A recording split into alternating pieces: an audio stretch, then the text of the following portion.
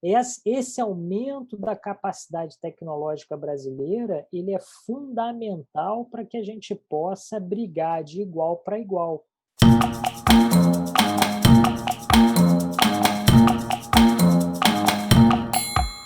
Olá a todos! E seguindo no tema de IFAs, no Conversa de Mercado dessa semana da FCE Pharma, o nosso convidado de hoje é Rodrigo Souza, que ele é professor associado da Universidade Federal do Rio de Janeiro e co-founder da Nova Cint Tecnologia. E o Rodrigo está aqui para a gente poder explorar um pouco mais esse assunto dos IFAs aqui no Brasil.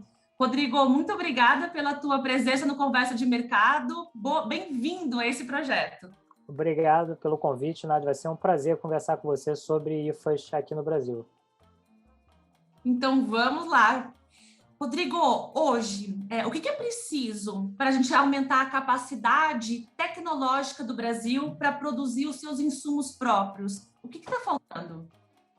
Eu acho que a primeira coisa que a gente precisa lembrar, né, é que o Brasil já foi muito forte na área de produção de IFAs em território nacional.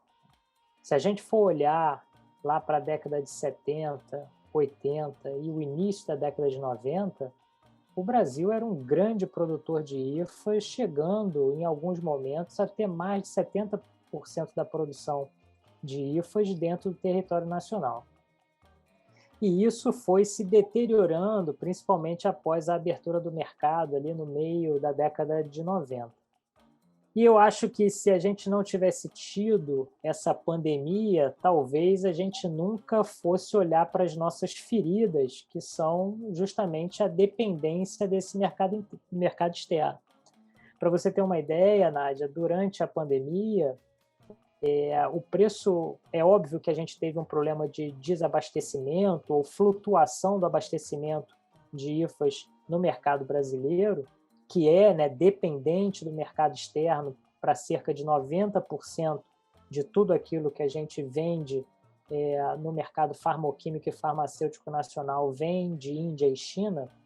Mas para você ter uma ideia, durante o auge da pandemia, né, se é que se pode falar num auge, se a gente não está no auge agora, mas no ano passado, por volta de maio, o preço que se pagava no frete por quilo de produto vindo de Índia e China, que normalmente se custava na faixa de $2, pulou para $14 o quilo. Então, não é quando as pessoas imaginam que a gente vive um problema de estoque de insumo, de dependência, não é apenas dependência do insumo farmacêutico, mas dependência de toda uma rede de logística, onde uma flutuação dessa no frete afeta drasticamente a margem do produtor nacional e, consequentemente, o preço do produto final. E a gente pode também agregar a isso a flutuação do dólar, né? A gente está falando de dólar que já teve aí na casa de R$4, 3,50, e agora está na casa de quase R$6. Então a gente tem uma indústria que está dolarizada, ela está dependente do mercado externo e, consequentemente, refém dessa variação cambial. Para aumentar a capacidade tecnológica brasileira, a gente precisa de uma política de Estado que tenha isso como orientação, né? E ações independentes dos players do mercado farmacêutico e farmacêutico, elas são muito importantes, mas elas não farão que a gente mude o cenário atual. Elas são importantes para você poder mostrar que o nosso setor é competitivo, mas ela não vai trazer junto com ela empresas menores. Então, nós precisamos de uma política de Estado que dê garantias a essas empresas, seja na forma de financiamento, seja na forma de garantia de compra de produtos, seja na forma de encomendas tecnológicas, para que esses atores do mercado nacional hoje se sintam mais confiantes para poderem investir no desenvolvimento da capacidade tecnológica para a produção dos seus próprios insumos.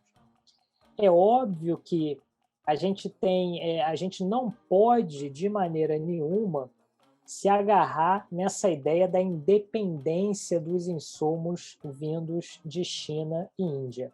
Isso nunca vai acontecer, tá? Isso é uma fala utópica. Por que isso nunca vai acontecer ou será muito difícil disso acontecer? Porque a nossa indústria de química fina, que é a que dá suporte ao desenvolvimento farmoquímico e farmacêutico, ela é praticamente inexistente no Brasil. Então, quando a gente fala de coisas simples, por exemplo, como um solvente, nós não temos hoje solvente no Brasil capaz de suprir essas unidades farmoquímicas e farmacêuticas. Então, inclusive, o solvente tem que vir de fora. Então, a gente falar de uma independência, eu prefiro falar de uma diminuição da dependência do mercado externo, de nós podermos, na verdade, escolher se nós queremos fazer dentro de casa ou se nós queremos trazer isso de fora. Eu acho que essa independência na escolha do que nós queremos fazer é muito mais importante do que a independência de poder fazer tudo dentro de casa. Hoje em dia, você não tem muita escolha. Ou você traz de fora, ou você traz de fora. Se você olhar para a grande maioria das indústrias farmoquímicas brasileiras, com raras exceções, o nível de integração, ou seja, o número de passos de síntese química que são feitos dentro do Brasil são pouquíssimos.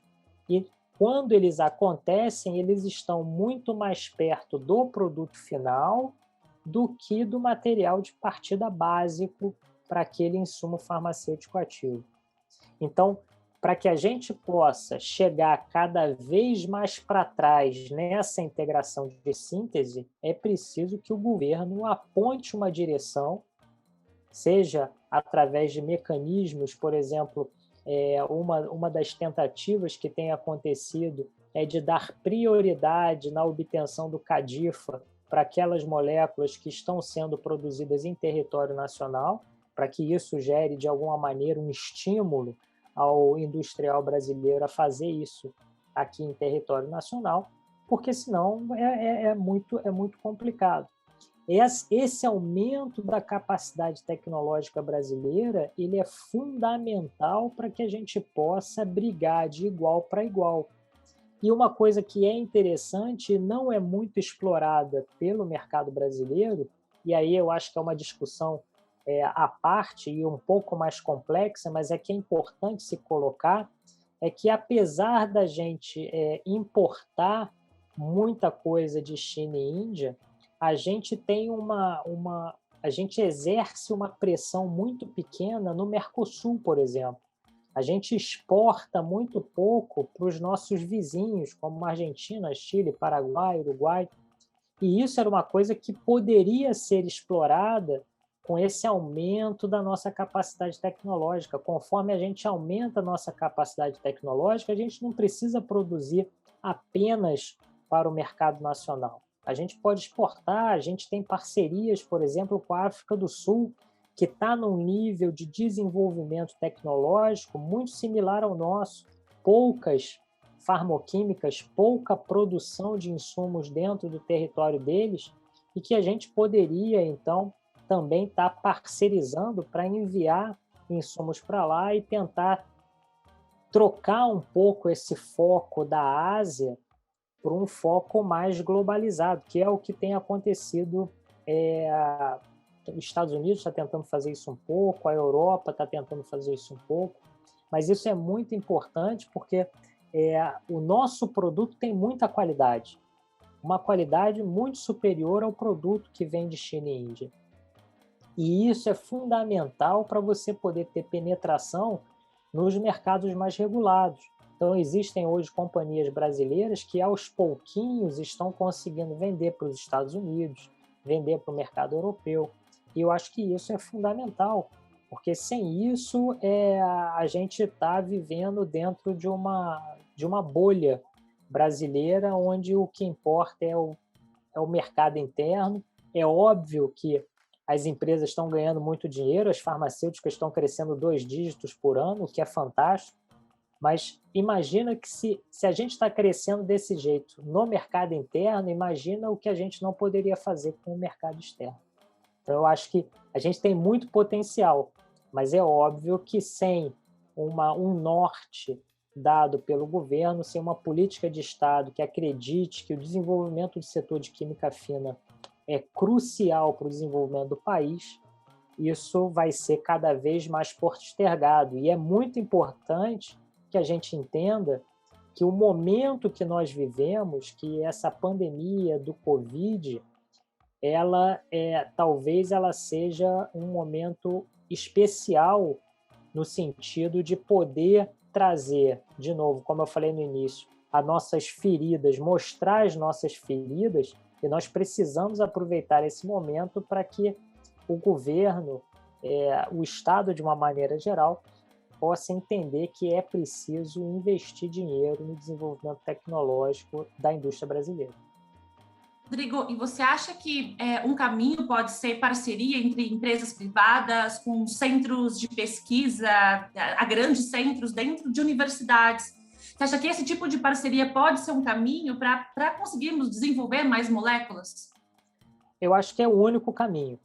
Na verdade, eu não acho que haja outro caminho. Não é porque eu sou professor da universidade que eu estou dizendo isso. Inclusive, eu tive num seminário quando se ainda podia encontrar presencialmente, né? E um dos diretores do BNDES falou nessa reunião dizendo: sem a universidade vocês não vão conseguir crescer tecnologicamente. Eu concordo com eles. Eu só vou fazer uma distinção aqui de 2 caminhos diferentes no que diz respeito à IFA, de uma maneira geral, né? No que diz respeito à IFA, a gente tem o desenvolvimento de novas moléculas, que é o descobrimento de novas drogas para tratar doenças pré-existentes, e a gente tem o desenvolvimento de processos ou novos processos, né? Então, essas 2 vertentes, eu acho que elas têm caminhos diferentes dentro da universidade. Quando a gente fala do desenvolvimento de novas moléculas, eu te digo sem dúvida nenhuma que a universidade pode contribuir e vai contribuir massivamente para esse ramo. Porque o desenvolvimento de novas moléculas ele está muito mais próximo da ciência básica do que da ciência aplicada. E aí, nesse ponto, sem dúvida nenhuma, a universidade é a melhor escolha. No desenvolvimento de processos, é um pouco diferente, né? A universidade ela pode ajudar no desenvolvimento de processos, mas isso ainda precisa ser mais amadurecido dentro da universidade, tá? A gente, às vezes, não tem condições de fazer esse desenvolvimento de processo nas condições que são necessárias para o industrial colocar esse produto para vender. Então, existe uma série de regulamentações de qualidade de produto, de boas práticas de fabricação, que não são possíveis, na maioria dos casos, de serem mimetizadas dentro do ambiente da universidade. Então, se a gente divide esse processo de desenvolvimento, esse desenvolvimento de processo em fases, né, eu colocaria uma fase 1, que é uma fase laboratorial, uma fase 2, que é uma fase de prova de conceito, numa escala piloto, e uma fase 3 de produção. A universidade poderia muito bem atacar a fase 1, que é o desenvolvimento laboratorial, e aí nos processos seguintes, a gente precisa de outros atores para poderem tocar isso, já trabalhando em boas fábricas de fabricação. Se a gente olhar para trás, né, e tentar entender como é que isso acontece dentro da universidade, eu posso te dar certeza de que hoje a maturidade da universidade para trabalhar junto com as empresas, ela está muito maior. Hoje em dia é muito diferente. A maioria das universidades possuem agências de inovação que já entendem que a política de propriedade intelectual ela é diferenciada quando você tem uma cooperação com uma indústria que está garantindo o financiamento daquele projeto. E hoje a conversa está muito diferente do que era antigamente. Então, a gente tem sem mais maturidade na universidade, mas, além disso tudo, a gente precisa fortalecer o ambiente de inovação na interface indústria e universidade. Por que eu falo isso? Porque quando a gente olha para quando a gente fala em inovação, né, e você vê em sites, você vê no LinkedIn, você vê nas mídias sociais, como existe um sucesso das empresas, das startups brasileiras. Nós temos várias empresas unicórnio, e isso eu acho fantástico, mas quando você olha para isso e você vai procurar mais a fundo a respeito dessas empresas, quantas dessas empresas são empresas de tecnologia experimental? São muito poucas, né? Porque o nosso investimento hoje no ambiente de inovação está muito focado em TI, em tecnologia, é óbvio, mas a gente precisa de capital para a inovação em tecnologia experimental, que não é o que o empresário brasileiro, o investidor brasileiro está acostumado, mas criar esse ambiente e fazer germinar startups, spin-offs dentro dos parques tecnológicos universitários é fundamental para que a gente possa ter essa parceria indústria e universidade cada vez mais eficaz. Sem esse ambiente de inovação, contendo startups e spin-offs, é praticamente impossível de você fazer isso funcionar a longo prazo. Porque, de novo, voltando para aquelas fases que eu havia comentado, você pode ter muito bem a fase laboratorial feita dentro de um laboratório de pesquisa na universidade, mas na hora de você transferir para a prova de conceito, você pode transferir isso para uma startup da universidade que vai provar o conceito dentro das normas exigidas para a indústria e deixa a produção com o seu parceiro industrial.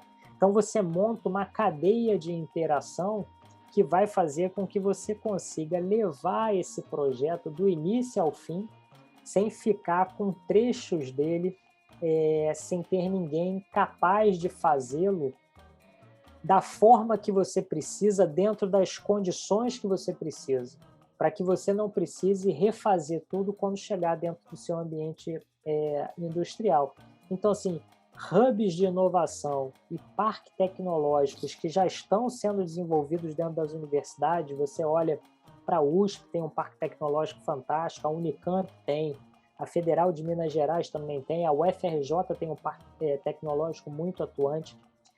O incentivo, o fomento a esses parques tecnológicos pode ser e vai ser muito importante para que as empresas possam ter o ganho tecnológico que a gente estava comentando agora há pouco e poder parcerizar com a universidade de uma maneira que seja realmente eficaz e produtiva para eles. Rodrigo, e que insumos você acha que é possível? Quais que estão mais próximos aqui de serem produzidos localmente? Por quem? E alguma coisa específica direcionada para a Covid? Então, a produção de insumos, né, aqui dentro do Brasil, hoje, dentro da realidade que a gente tem hoje, né, eu diria que, se a gente for falar da síntese deles, a gente está bastante retido em moléculas que tenham um alto valor agregado, né, ou seja, o seu preço por quilo seja um preço bastante alto, mas que o volume que você precise mensalmente ou anualmente seja um volume baixo. Tá? E, nesse sentido, né, a principal classe de moléculas que vão entrar aí, eu não vou falar especificamente de uma molécula, porque isso vai depender muito dos objetivos de cada indústria farmacêutica e farmacêutica brasileira. Mas a classe de moléculas, e já existe esse movimento dentro do Brasil, são os oncológicos e os HPDs, de maneira geral, né, as moléculas de alta potência.